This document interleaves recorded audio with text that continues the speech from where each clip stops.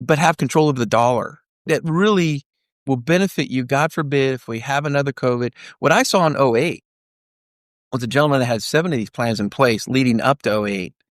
And when I saw him be able to pivot, he literally was buying his competitors' raw materials because those guys weren't prepared for the downturns.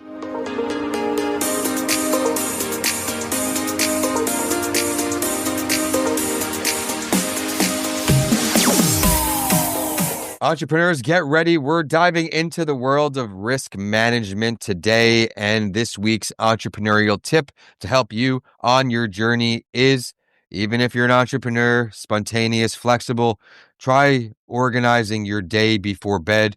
I time block each day before bed, and I typically finish tasks quicker. I waste less time stressing, which leaves more time for productivity, which we're going to gain here today with our friend Ben here on That Entrepreneur Show. Welcome to the show. Yeah, thanks for having me on your show, Vince. Appreciate it. I'm excited. We're going East Coast across the country today. Where are you streaming in from? Eagle, Idaho, which is right outside of Boise. So I love it. But everyone, let me once again welcome you to That Entrepreneur Show, a top 2.5% global podcast series dedicated to helping small business owners level up through the lessons learned and experiences of successful entrepreneurs. He's the founder and CEO of a successful specialized risk management solutions company, over 25 years in the industry. So we're going to learn all about his entrepreneurial tips, along with industry-specific advice. And prior to founding SRA, he ran his own property and casualty firm for 15 years, awarded President's Council there. So congratulations on your continued success. He also has some moments that came back in the Great Recession back in 2008. Let's pick it up right there, man. yeah, so 2008, right? So you're going along, you're running a business, everything's good. I'm in the property casualty business, so I'm working with a lot of business owners and working with a lot of entrepreneurs. And things were great. Things were crazy. A lot of my clients were subcontractors. Where we're at here in Idaho, it was a booming home building, right? And throughout the country for that matter. And then '08, '09 happened, and unfortunately, I just saw a lot of our clients go out of business. And the one thing they knew was the accelerated depreciation, which meant, in the fourth quarter, it was good for me because, they'd meet with their CPA, do some tax planning, and then CPA comes back and says, hey, of course, the tax planning was like, what are you going to owe in taxes? The war's been fought, right? And then now we're going to figure out what you need to owe by year end. And they'd call up and say, hey, I'm buying 2 more trucks, another skid steer, whether they needed it or not. I tell people we're Americans, or, Boston Tea Party was a real thing. We'll pay our taxes, but we won't pay any more than we need to pay, right? So that being said, they took advantage of accelerated depreciation, but all they did was took the depreciation, but they financed the equipment. And they just literally bet next year was going to be better than this year.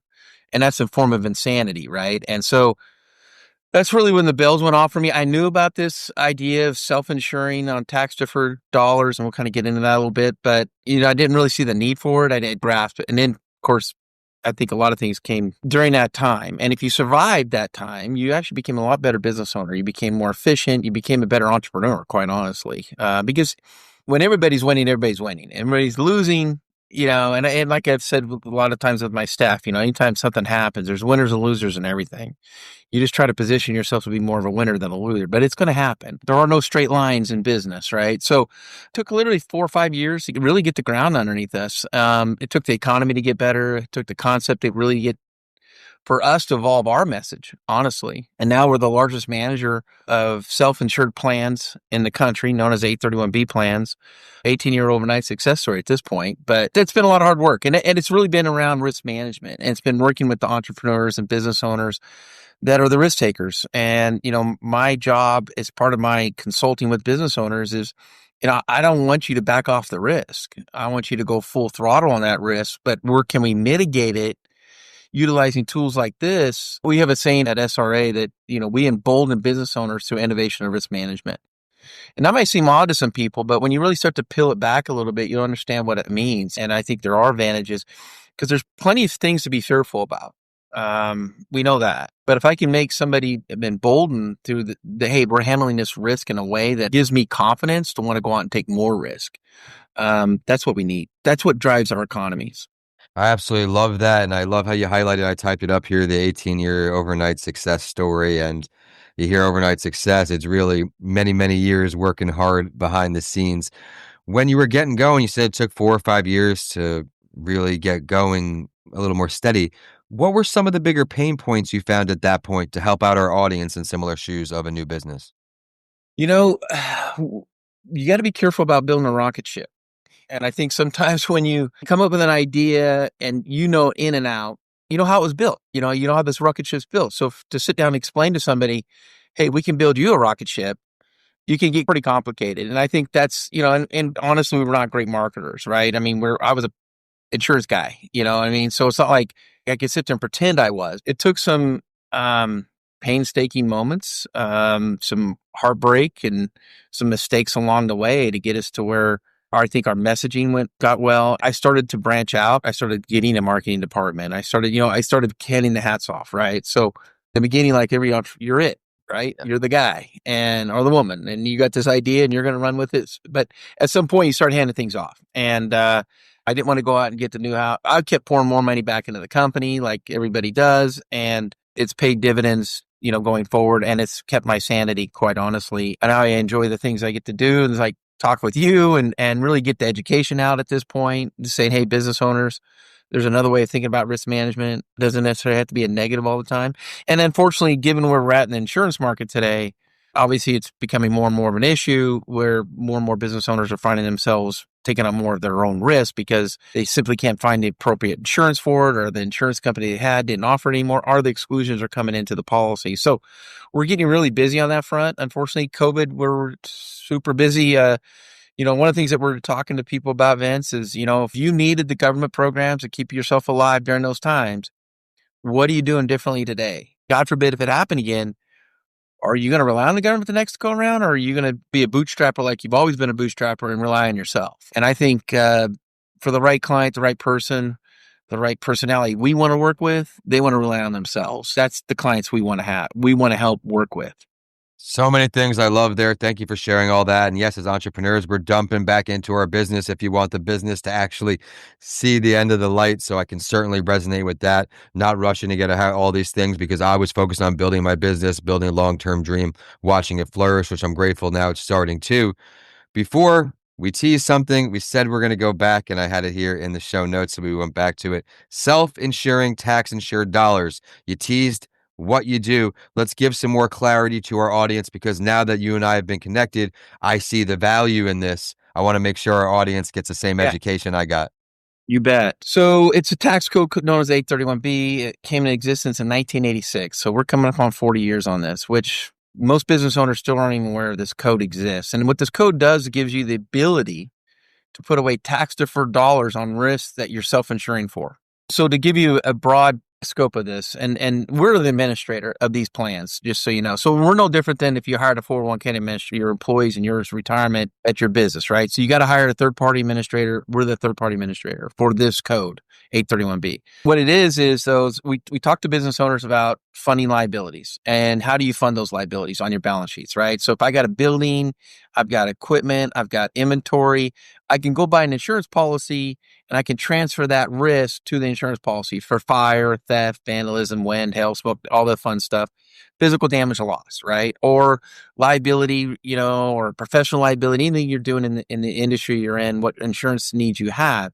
And then there's things known as enterprise risk management that you're just going to retain on your books. The glaring one is COVID-19, right? I mean, business interruption wasn't going to be covered on your traditional policy because of an indirect loss. The government said you're not an essential business and you're shutting down, or customers didn't want to come and see you in fear of getting exposed to COVID, right? So that you've got a serious decline in retail sales and whatever's going on in the world there. That's a big business interruption wasn't going to be triggered. And so that's why the government had to step in the way they did, because traditional insurance companies weren't going to cover it, nor could they afford to cover it, right? So that's one thing. The other thing I would go on to, then you extrapolate out, back in 1986, it had to do with crop insurance. Fast forward 40 years, now we got cyber. Cyber wasn't even a thing in 86, right? Brand protection wasn't a thing. Supply chain risk, we were just starting to go to a global economy. Dispute resolution, unfortunately, we're a highly litigious society. And then you got employer liability practices. I can go on about risk. I can scare the hell out of anybody. It talks about all the risk they're doing in their business every day that they're retaining. And now it comes down to how do you want to finance it? Do you want to use after-tax dollars or pre-tax dollars? And after-tax dollars, this means it's your cash flow of your business, it's your savings, it's your line of credit. That's what you're going to have to rely on in the event you have an unexpected expense now that you're going to have to bear because insurance isn't covered, or you have a substantial high deductible, or you have a very large first dollar loss before your insurance even kicks in. That's where that money's going to come from. Or do you want to use pre-tax dollars, which means this is just lowering your tax liability down every year. We're going to create a deduction at your operating company level, but we're going to put it into the plan. The box, I should say, has to look and feel like an insurance company. That's what we do. Our core competency is managing insurance companies on behalf of our clients' operating companies. We underwrite, we look at the risk, we deal with the business owners, we listen to the business owners because a lot of times they're going to tell us hey, what are you losing sleep over? What do you know that you have a gaping hole that you can't fill? Meanwhile, you've got this risk, this being annoyance in the back of your head, right? I mean, we all have that. If you've been in business long enough, you've experienced it. Those are the things that go on. And then what we want to say is like, okay, let's use pre-tax dollars. And if you can use pre-tax dollars, it's just going to make you much more stronger, more efficient company long-term. And that's really where I want to drive home, especially with entrepreneurs. I have sat in meetings with business owners, and it's the risk reward factor, right? If the reward's not big enough, why am I taking the risk? I've sat in meetings where I said, hey, I'm done. Now, this guy's a gifted entrepreneur, risk taker, just somehow the stars line up for this guy. Or, I mean, it's just, it happens. The charisma or whatever goes on. But man, when you hear a guy like that say, hey, I'm done, I'm not going to grow my business anymore, it's painful for him because the reward's not there because either the taxes are too high, the risk that he's got to do in order to get that dollar is not worth it anymore. You want to say, hey, man, there's a smarter way of doing this. The 172 accelerated depreciation, it came back into the big, beautiful bill. So now everybody has depreciation on their mind.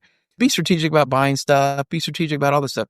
You can literally still take a deduction at your operating company level, but have control of the dollar. That really will benefit you, God forbid, if we have another COVID. What I saw in '08 was a gentleman that had 7 of these plans in place leading up to '08. And when I saw him be able to pivot, he literally was buying his competitors' raw materials because those guys weren't prepared for the downturns. It's hard for an entrepreneur too, right? I mean, we have to have short-term memory, right? Because if we remembered all the things that went wrong, we'd be in a fetal position and never get out of bed. We have to have short-term memory in order to keep wanting to do what we do and charge the mountain every day. But that being said, at some point, you got to back off too, right? And that's really where, and I appreciate being on your show because, the entrepreneurs need to hear this. I mean, it's okay to, put the pedal to the metal, but, at some point you need to back off a little bit. And how do I mitigate? And really, it's not even taking a step back. It's slowing down and hopefully take 2 or 3 steps ahead if you prepare for things like what we deal with all the time. And it's unfortunate where I do get clients that have claims and, they're just thankful they've done our program and they've got that money set aside. You could call it a rainy day fund. And unfortunately, I've had clients use it as a war chest, like they're being attacked. Their brand's being attacked. Yeah. Their reputation's being attacked, and they got to go to war now. I mean, it is a battle at that point because you are fighting for the health of your company. It just makes you a hell of a lot more efficient way of running a business, honestly. I love what you said there about having to have short-term memory so you don't, recall. I mean, I'll tell you, I can send 100 emails out and get no responses, and that's a lot of days, right? Having that short-term memory. So you think that looking at these mistakes as lessons learned rather than failures is the way to go? Oh, God, yeah. I live in the world where winning is expected. So when you win, that was expected. You got to have that mindset, right? It's the losing that you take to heart. It's the losing you remember. It's the missteps. It's like, man, I put a lot of money into that, and boy, that was a really bad idea. But somewhere in there, you adapted and you maneuvered, you learned from it, and you move on. And there's things that come at you unexpectedly, as we know, right? So those are things that going to happen. It's just how do you want to position down the road? And honestly, that's at certain times in your business, a certain maturity of your business, I think we're a great fit for clients for what we do. But mistakes are going to be made. Missteps are going to happen. The fortitude you got to have. You either win or lose based on that fortitude. It's really just having the ability to see it through no matter what, not quit. Perseverance. That's the word. I'm not the sharpest tool in the toolbox by no means. But I'll persevere. And I think if you have that, you'll be okay. You don't have to be the smartest one in the room. In fact, I tell people, if I'm the smartest one in the room, I feel like I am, I get up and leave the room real quick. Yeah. I'm in the wrong room. You want to surround yourself with people smarter than you so you can pick up tips and tricks along their path and then apply it to your own. And I love, again, what you said before with taking a moment to pause. and then going a few steps forward, maybe one step back, three forward. This show in particular, back when I launched it, I used to do something called the Spotlight Story. We go through the story of a successful entrepreneur who's in the spotlight, famous, and talk about it. Okay, so we talk for about 7 to 10 minutes. We haven't even gotten to the guest yet. Right. So, how many people just tuned off? Take the time, everyone, ask questions with the right people and continue to put yourself out there. And now it's one of my favorite parts of the show. Then, if you could pick any entrepreneur, dead or alive, to sit down with, preferably someone you haven't met yet, right? Who would you choose? I like Elon Musk, man. I mean, I think he's the entrepreneur. You know what I mean? Yeah, I find him super interesting and his mindset. And I would say that guy is perseverance. Holy crud, man. I would find it super interesting. He's a little quirky, obviously, but you know, we're all a little quirky at some ways, but I would love to sit down with him. That'd be fun as hell. I mean, PayPal, SpaceX, having a job in the White House. I mean, the guy hustles and hustles and hustles. But now let's delve deeper. Where would you choose to sit down? Would it be on Earth, in space? Walk us through that. Right? Who else could you say that about?